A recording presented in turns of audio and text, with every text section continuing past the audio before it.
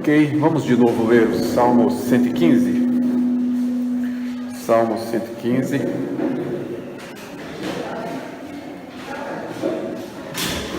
Tem que acessar a minha Bíblia porque eu emprestei a minha. Mas eu acesso aqui.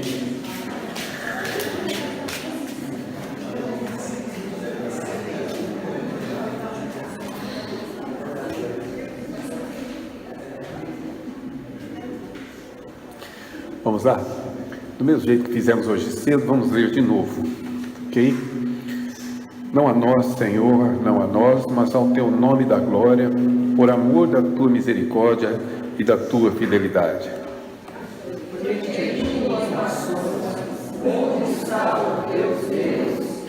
No céu está o nosso Deus, e tudo faz como lhe agrada. Prata e ouro são os ídolos deles, obra das mãos de homens. Tem boca e não falam, tem olhos e não veem.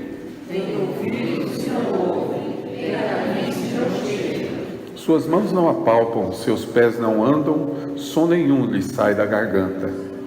Formas semelhantes a eles, os que não fazem, quantos neles confiam. Israel confia no Senhor, Ele é seu amparo e o seu escudo.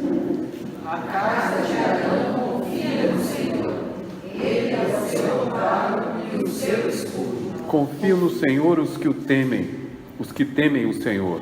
Ele é o seu amparo e o seu escudo. De nós tem dado o Senhor, ele nos abençoará, abençoará a casa de Israel, abençoará a casa de Arão. Ele abençoa os que temem o Senhor, tanto pequenos como grandes. O Senhor vos aumente bênçãos mais e mais, sobre vós e sobre vossos filhos. Sede benditos do Senhor que fez os céus e a terra. Os céus são os céus do Senhor, mas a terra deu a ele os filhos dos homens. Os mortos não louvam o Senhor, nem os que descem a região do silêncio. Nós, porém, bendiremos o Senhor, desde agora e para sempre. Aleluia. Aleluia. Como vimos hoje pela manhã, nosso desafio é tentar entender este salmo. E como havíamos dito, o salmo foi construído como uma poesia a partir dessa estrutura. Como vimos pela manhã, ele inicia falando realmente uma comparação entre Deus e nós. Quando o Salmo afirma, não a nós, Senhor, mas ao Teu nome da glória, ele está, na verdade, fazendo uma comparação, ou pelo menos colocando em cena nós e Deus. Literalmente, o salmista está dizendo que o louvor e a adoração não deve ser dado a ele, mas ao Senhor. A partir daí, ele, na verdade, passa a falar sobre esse outro aspecto. E esse outro aspecto não tem tanto a ver com a ideia de Deus e os ídolos, como a gente imagina necessariamente. Ele trata sim da ideia de Deus e os ídolos, mas muito mais próprio é exatamente essa comparação que ele faz entre nós e eles, se vocês puderem observar. Ou seja, ele inicia dizendo porque, na realidade a pergunta básica é essa: por que os povos dizem, ou eles dizem, onde está o vosso Deus? Então ele passa a argumentar a partir desse ponto em si. E ele diz, o nosso Deus está nos céus e o Deus deles. Nesse sentido já dá para perceber que existe aqui uma clara comparação. Isso porque a questão de adoração, e principalmente a questão da idolatria, é sempre uma questão de comparação. Tá? Aquilo que acabamos de cantar é uma verdade bíblica. Tá? O Senhor é incomparável. Quando Deus escreve por meio de Isaías, a pergunta de Isaías, ou de Deus por meio de Isaías é, com quem me comparareis?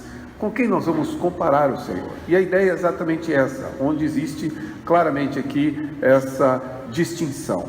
A palavra ou a pergunta dos povos, ou digamos assim, das nações, que dizem, onde está o vosso Deus? É o argumento exato deles, à luz exatamente daquilo que se vivia naquela época. Ou seja, o nosso Deus está aqui, visível.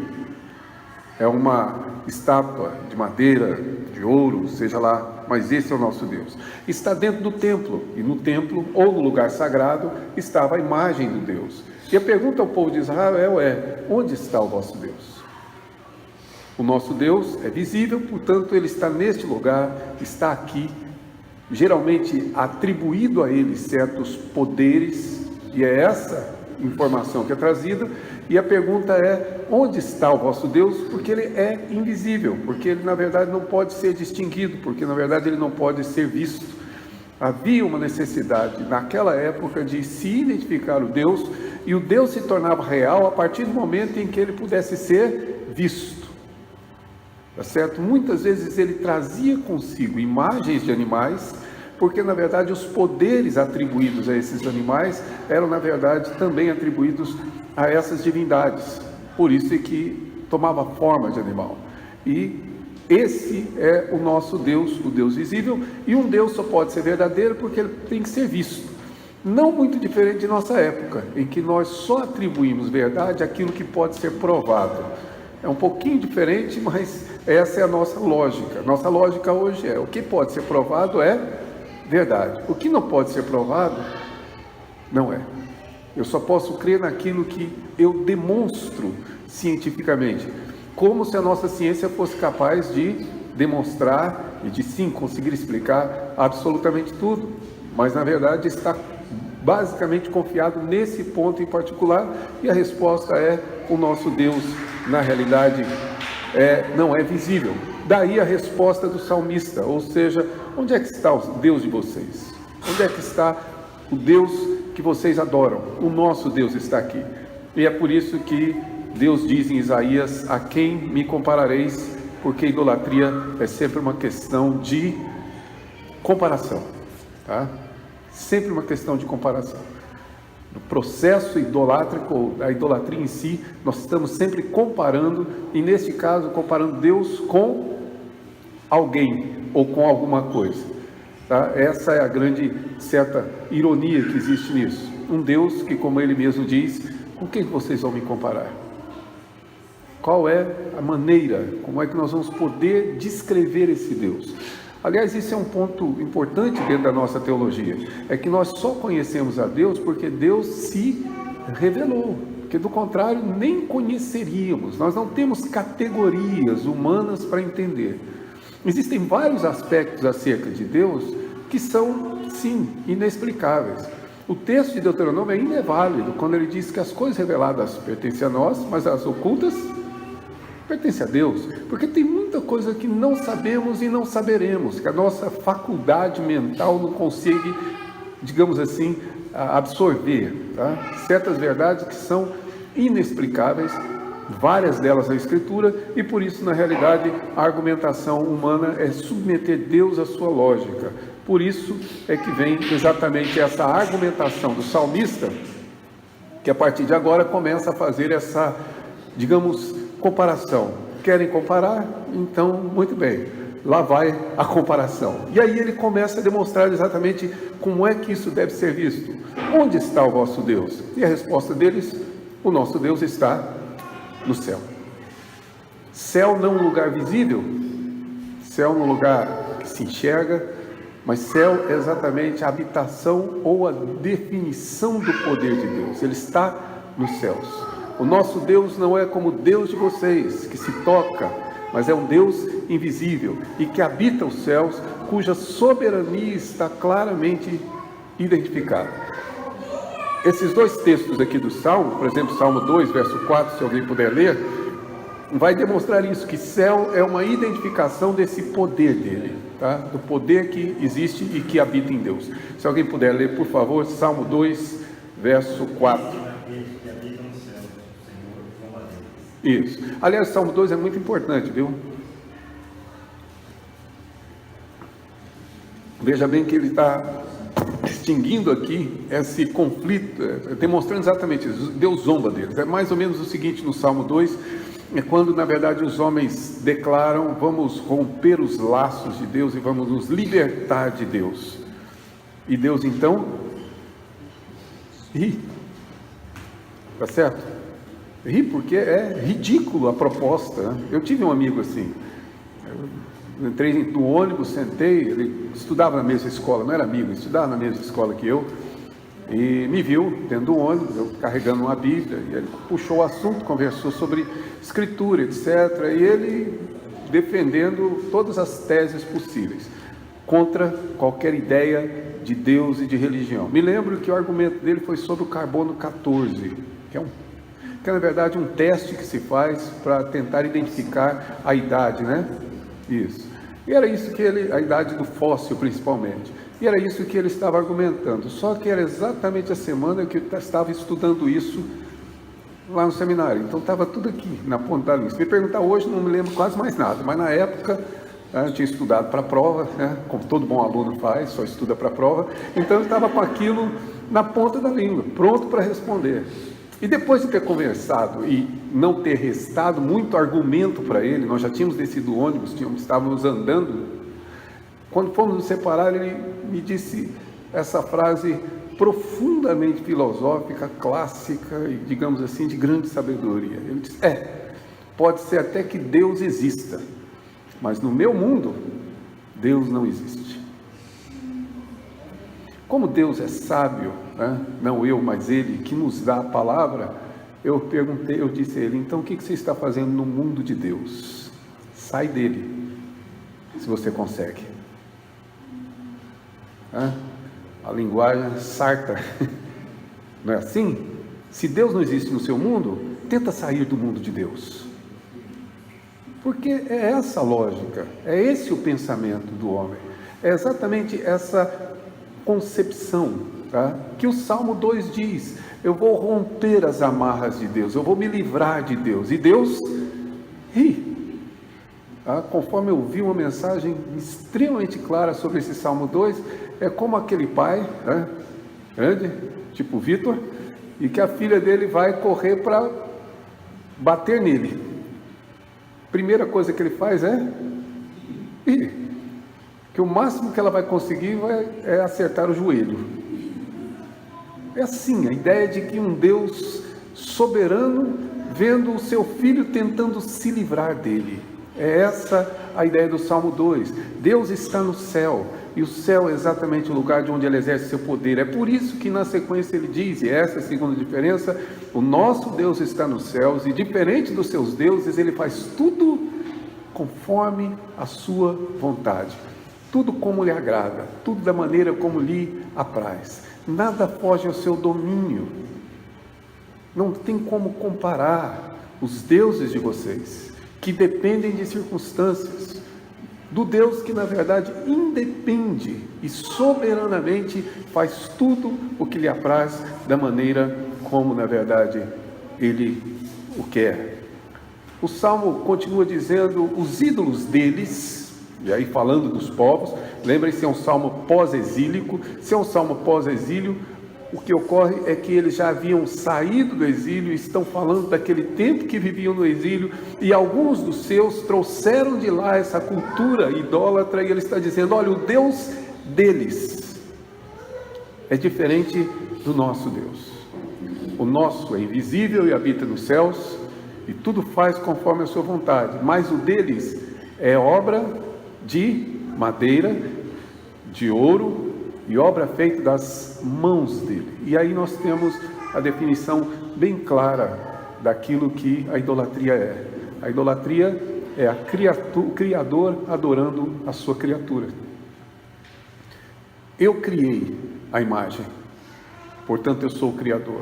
E eu me curvo diante daquilo que eu criei. Ou seja, o Criador adora a criatura. No contrassenso, essa é uma grande diferença que o salmista fala, ou demonstra.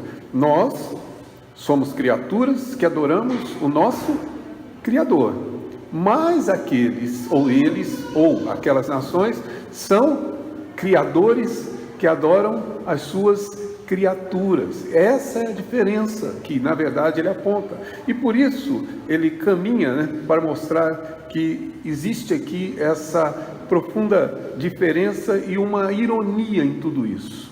Ou seja, o que segue no Salmo tem um tom de ironia. Tá? Já disse aqui que ironia não é pecado, já falei para vocês várias vezes. Aliás, a pedidos, se me permite dizer,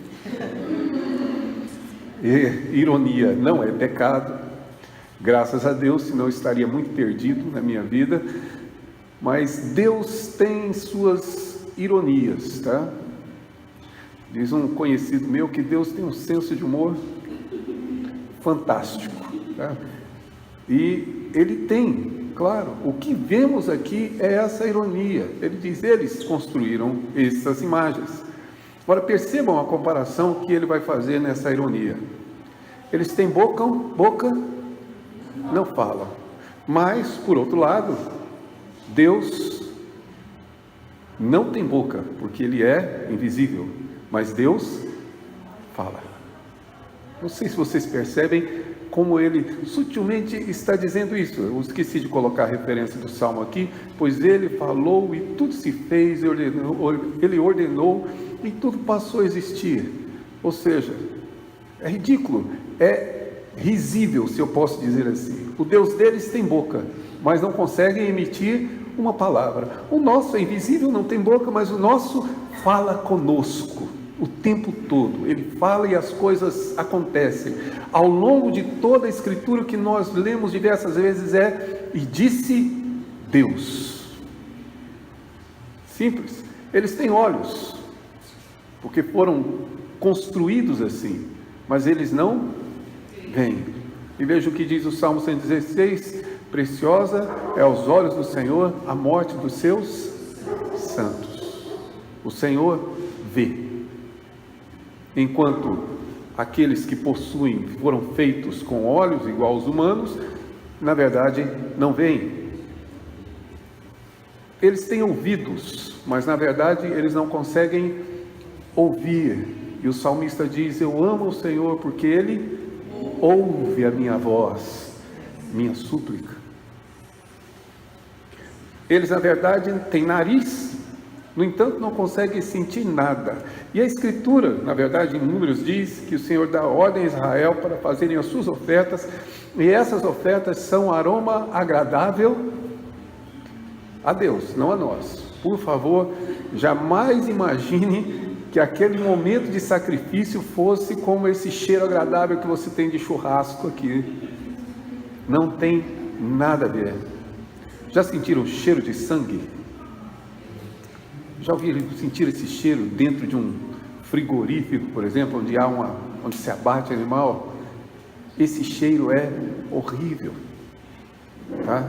É cheiro de morte. Mas que as narinas, digamos assim, de Deus são agradáveis.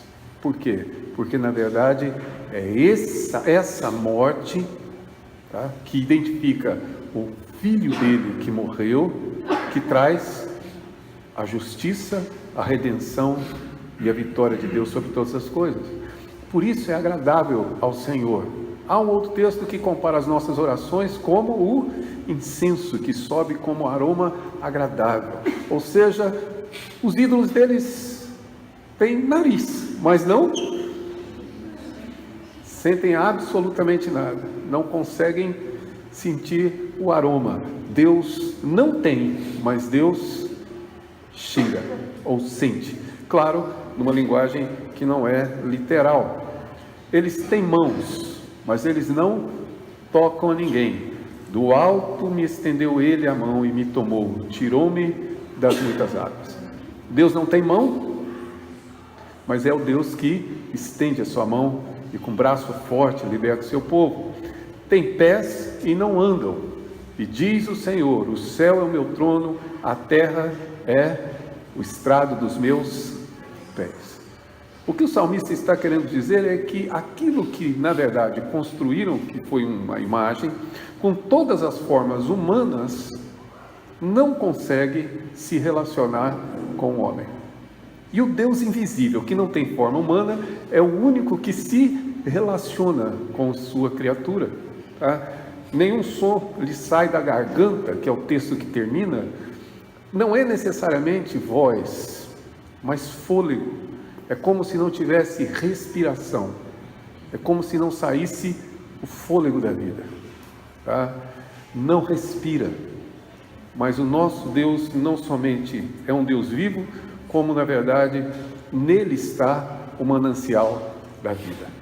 É como se dizendo, é uma imagem que não tem vida, mas o nosso Deus é o autor da própria vida. Essa é a ironia do salmista. Ou seja, vocês querem comparar? Então vamos comparar, sem problema nenhum. Vocês querem saber onde é que está o nosso Deus? Nosso Deus não está em templo, não está em lugar sagrado, nosso Deus está nos céus, e reina, e governa tudo soberanamente, faz tudo como Ele quer. O Deus deles é um Deus que tem forma humana, mas não consegue se relacionar com o homem. O nosso Deus é invisível e se relaciona conosco, nos ouve, nos vê, e realmente se relaciona conosco de todas as formas. Daí realmente existe essa grande diferença. Ou seja, na idolatria, o Criador adora a criatura. Na verdadeira adoração, a criatura se curva diante do seu adorador. É simples, por isso é que não faz sentido esse processo, ou pelo menos isso que chamamos de idolatria. É sempre uma comparação entre nós e eles, tá? Não é só entre Deus, mas entre nós e eles. Há um padrão no Antigo Testamento que nós precisamos perceber sempre. Ou seja, esse conflito entre esse povo e esse povo é, em última instância, o conflito entre esse Deus e o outro Deus. Tá bom? Alguns exemplos aqui para vocês se lembrarem. Lá estava o grande Golias, enorme, afrontando todo o povo de Israel. Não aparecia nenhum. O rei Saul, que segundo a Escritura era mais alto dos ombros para cima do que todo mundo, por isso ele foi feito rei, estava lá na tenda morrendo de medo de enfrentar o Golias, o grande guerreiro. Naquela época, quando se tinha essa batalha, elegia-se 2 guerreiros, e o que vencesse, a batalha estava vencida, sem que tivesse que haver muitas mortes. Então Golias desafiava para que eles descessem. Só que ninguém ia na batalha em nome de si mesmo ou em nome do seu povo. Todo guerreiro ia em nome do seu, e ninguém fazia nada, até que foi lá Davi levar alimento, ver seus irmãos, etc. E ficou, claro, com a ira de Deus inflamada no seu coração, e disse: eu vou. Mas loucura, os irmãos de Davi repreenderam. Davi foi para a luta. Lembra-se, Saul quis vestir a armadura, achou o primeiro inocente que queria morrer e mandou logo para a execução. Davi dispensou tudo e foi com a sua funda e as pedras que ele colheu no caminho, pronto para a batalha. Tá certo? A batalha se deu, né? Uma batalha em que, na verdade, o diálogo é importante. Eu estou repetindo toda a história porque nós temos a mania de achar que a história de Davi e Golias é a história que a gente deve contar para as crianças. Davi e Golias é uma história que foi contada para nós, tá? Não é história infantil, é história de adulto, importante. No diálogo, o diálogo é importante. E o que na verdade ocorre é que quando Golias olha para Davi e diz: você vem contra mim? Está achando que eu sou o quê? Um cão? Para você vir com pedras, com pau? E Davi responde: você vem contra mim com espada, mas eu vou em nome do meu Deus, do Deus de Israel. A luta aqui é entre deuses, e em nome dele, pela honra dele, você será derrotado. Uma pedra. Dizem as más línguas que todos ficaram surpresos, disseram: que pontaria! Davi disse: com a testa daquele tamanho não tinha jeito de errar.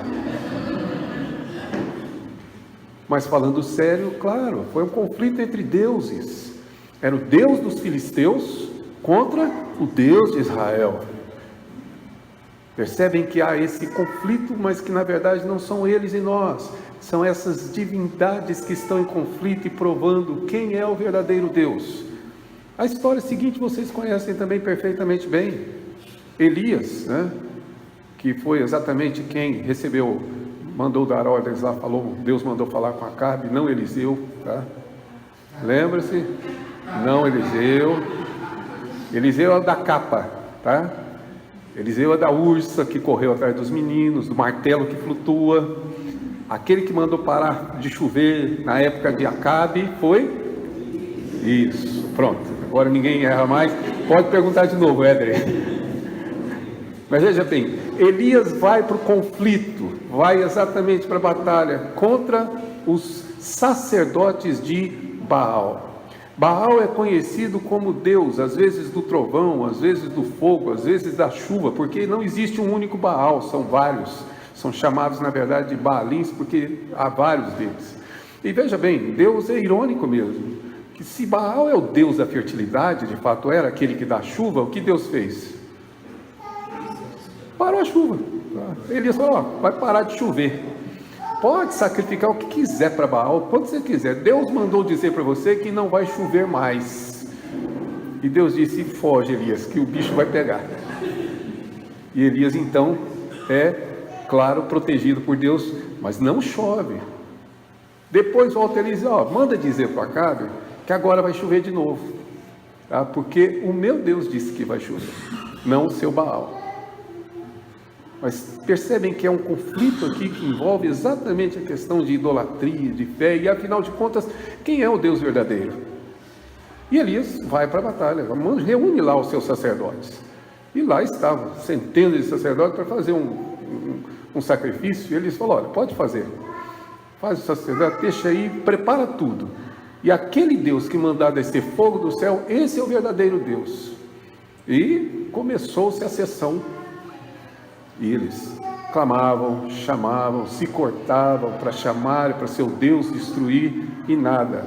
Elias falou, bom, agora chega, vocês já tentaram, já foi metade do dia com isso, agora vamos deixar quem entende, né? E simplesmente, quem sabe faz ao vivo, ele foi e chamou, reuniu, mandou jogar água na vala, jogar água, encharcar de água, e simplesmente orou. E Deus consumiu a oferta e os sacerdotes juntos, para provar que existe um único Deus verdadeiro. Ou seja, é exatamente a mesma ideia, é sempre deuses que estão atrás desse pensamento, como o salmista diz, os deuses das nações e o nosso Deus. O nosso Deus é o Deus que se relaciona conosco. Os deuses das nações são os deuses que nós produzimos e constituímos nossos deuses, vários deles, porque a nossa luta não é contra carne e sangue, diz Paulo, mas contra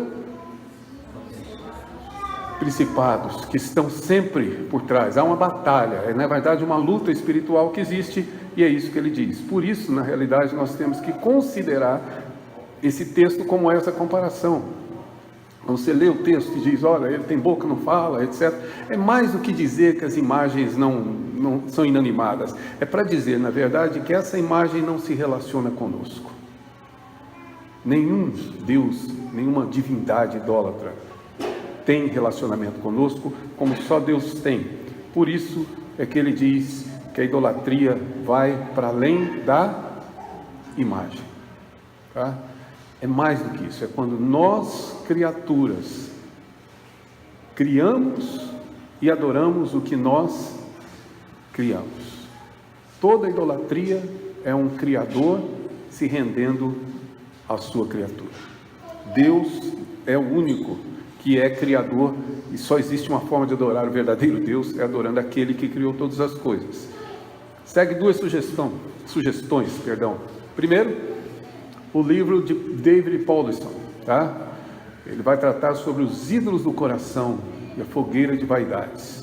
É um livrinho desse tamanhozinho, falando um pouco da área de sociologia, inclusive, mas ele tem razão. Citando um texto da Escritura, idolatria não é apenas adoração de imagens. Nós temos que ter cuidado com os deuses do coração, aqueles que estão guardados ali, aqueles que nós constituímos. Lembra-se do que eu disse hoje cedo? Qual que é a definição de idolatria? Aquilo que a quem a gente se dedica, a quem a gente serve e em quem a gente confia. Isso gera o nosso Deus. O outro livro é interessante, Neil Gaiman, foi uma indicação que eu recebi do Samuel algum tempo atrás, que virou até uma série, né? Na verdade, Deuses Americanos é uma série baseada nessa obra, nesse livro. E Gaiman é um autor que não tem nada de cristão, tá? Gaiman é um britânico que não tem nenhuma realidade cristã ligada. Mas o Gaiman tem uma, digamos, sacada interessante. A ideia do livro é que, basicamente, os deuses da mitologia antiga estão deixando de existir, porque, na verdade, eles sobrevivem dos seus adoradores. E então, eles fazem uma nova investida para destronar os deuses modernos. E embora Gaiman não tivesse esse interesse, ele acabou, de alguma forma, dizendo o que a gente diz, que muitas coisas que existem hoje são deuses modernos, mitologias novas, tá? Inclusive alguns super-heróis. Mas são mitologias novas que nós constituímos, nós fizemos novos deuses, nós constituímos, e isso vai chegando à beira do ridículo, se me permitem dizer. Mais uma vez, tá? Duas só nessa, para compensar de hoje cedo.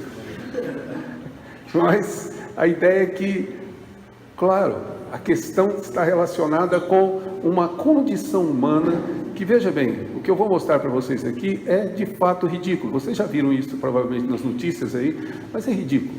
Mas é o que a idolatria é. Ela é ridícula. Para você se curvar diante de uma criação sua, de um objeto seu, de uma veneração sua, alguma coisa que você constituiu, alguma coisa que está dentro do seu coração, é com certeza idolatria, tá?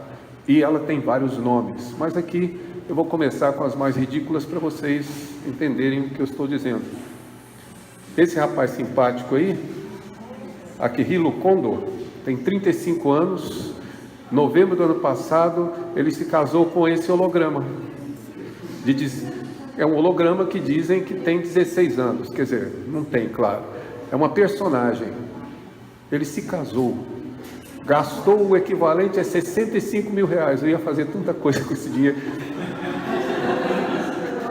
Mas ele se casou com um holograma. A notícia é que sua mãe e família não quiseram participar. Ele e mais 40 convidados reunidos, etc., um casamento com um holograma.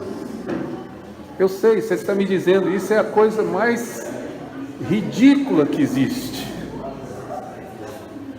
Mas por ridículo que seja, é idolatria, tá?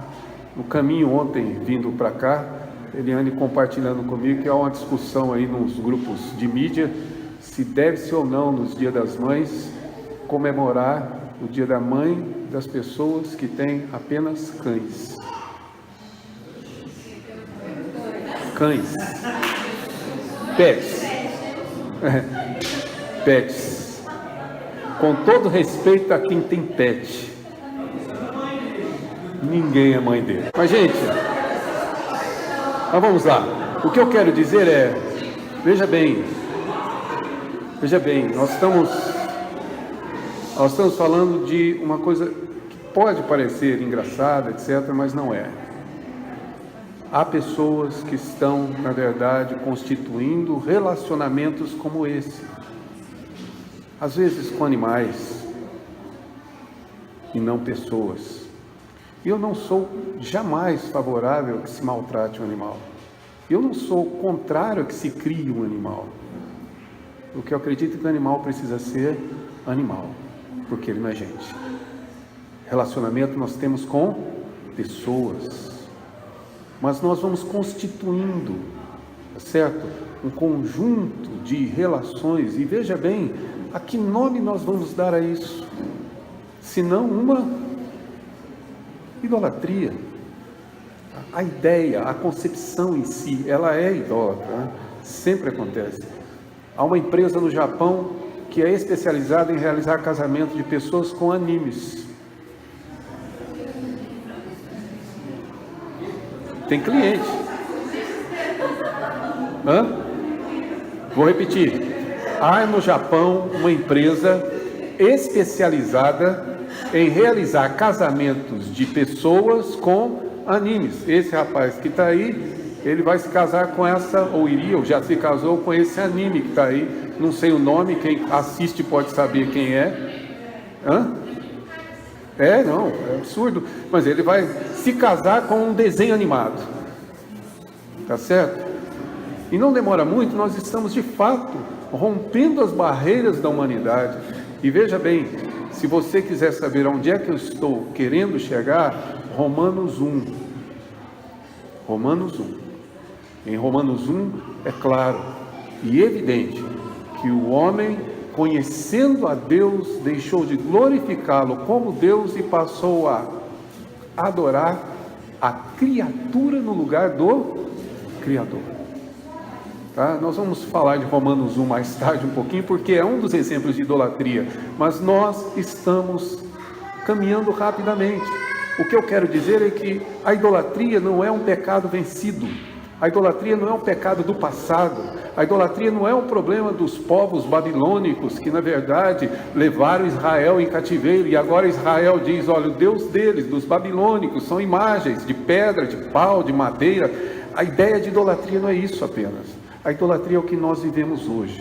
A idolatria é a minha luta e a sua luta, porque nós elegemos os nossos deuses e estamos querendo comparar Deus com essas coisas que nós constituímos. Em quem você confia? Como eu disse hoje cedo, se você confia no dinheiro e que ele vai ser capaz de conduzir a sua vida, se é lá que você deposita a sua confiança, então você na realidade está praticando idolatria. Se você confia no conhecimento humano, como eu disse, aquilo que pode ser provado cientificamente é verdade, e aí eu confio no que o homem possa fazer. Isso se constitui em uma idolatria. Em quem eu confio é aquele que é o meu Deus.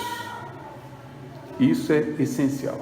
Mesmo quem de alguma forma vive informando ou dizendo, ou pensando, ou declarando que não há Deus, ainda assim ele confia em algo, e aquilo no qual ele confia é o seu Deus. Porque a fé, ela é intrínseca no homem. A diferença entre nós e os que não creem em Deus não é falta de fé, mas em quem nós cremos, em quem nós confiamos. Essa é a diferença, porque todos são inerentemente conduzidos por fé. Chame da forma como quiser. Se quiser chamar de convicção, não tem problema, pode ser. Mas no final, é exatamente por meio da fé que nós, na verdade, constituímos essa nossa forma de agir. Em quem eu confio é aquele que é meu Deus. A quem eu sirvo. E pare para pensar o tempo que você gasta e que você dedica a coisas, a ações e a muitas outras realidades, né? Esses dias alguém comentando comigo, e é isso mesmo, certos amores que se tem, por exemplo, por time de futebol no Brasil, é uma verdadeira religião. Nós não estamos falando de uma apreciação de um esporte.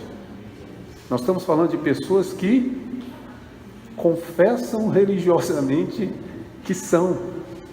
Eu já contei isso para vocês, vou repetir, não é de São Paulo. Essa história eu trago lá de Goiás mesmo. O pai de família, casado, com filhos, foi matricular o filho na escola, matriculou. Em Goiás, na época, tinha 2 times maiores, né? Vila Nova e Goiás. O Atlético ainda não tinha ascendido, hoje o Atlético parece que é o que está em melhores condições lá, mas Vila Nova e Goiás. Só que o Vila Nova tem um uniforme todo vermelho e branco, Goiás verde e branco. Então ele foi fazer a matrícula do filho, ele torcedor do Goiás. E depois de conversar, falar, pagar, comprar material, etc., foi finalmente comprar o uniforme. Surpresa? Uniforme é vermelho e branco. Adivinha o que ele fez?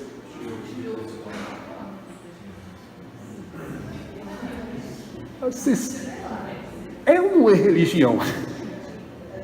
É ridículo isso.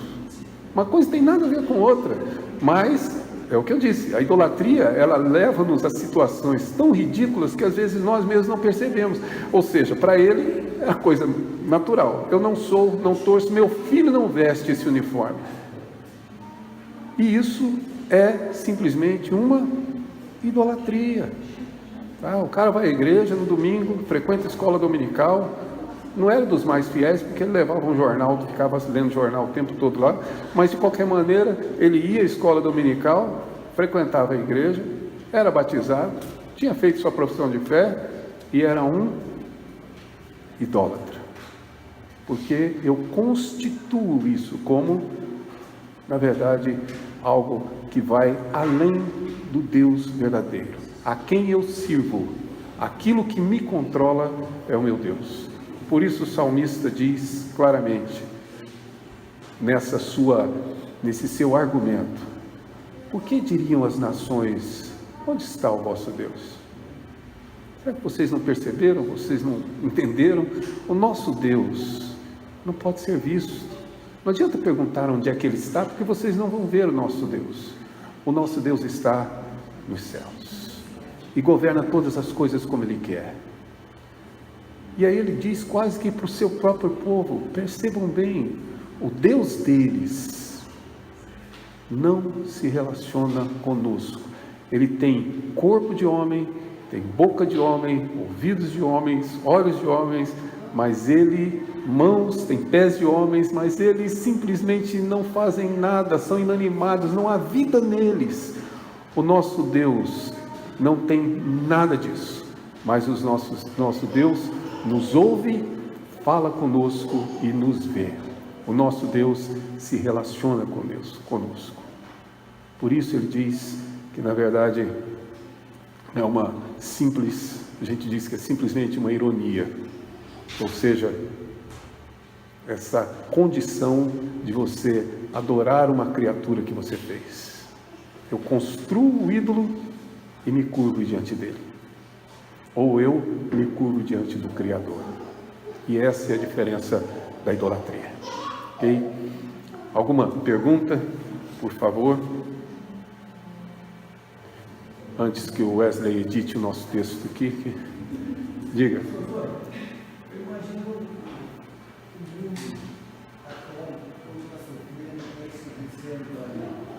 Da Notre Dame? Sim.